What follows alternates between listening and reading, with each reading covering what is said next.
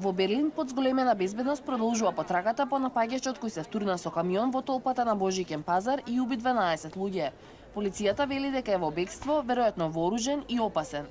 Во соопштение на исламистичката интернет агенција Амак, одговорност презеде Исламска држава, но не даде никакви докази и не го идентификуваше напаѓачот.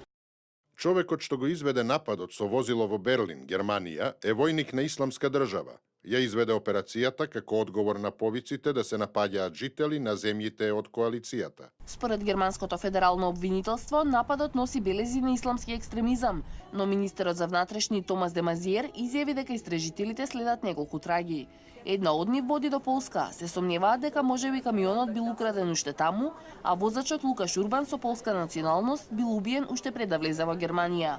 Единствениот осомничен, пакистанец идентификуван како Навед Б, кој беше уапсен во близина на местото на нападот, беше ослободен откако не биле најдени никакви форензички докази што го поврзуваат со возилото. Според болнички извори, најмалку десетина од повредените се во критична состојба. Во Берлин, Бранденбуршката порта беше осветлена во боите на германското знаме, а во катедралата Кајзер Вилхелм се одржа помен за 12 загинати, на кој присуствуваше и канцеларката Меркел.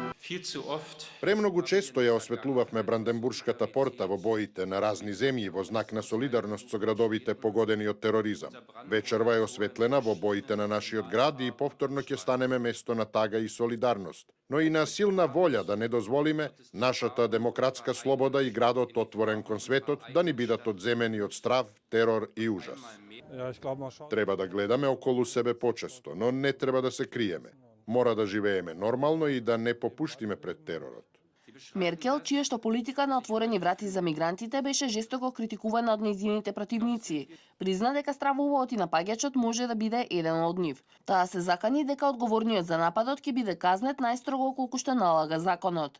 Нејзините ривали, меѓу кои и крајно десничарската алтернатива за Германија, ја обвинија дека ја компрометирала безбедноста на земјата, дозволувајќи да влезат мигранти без доволни проверки.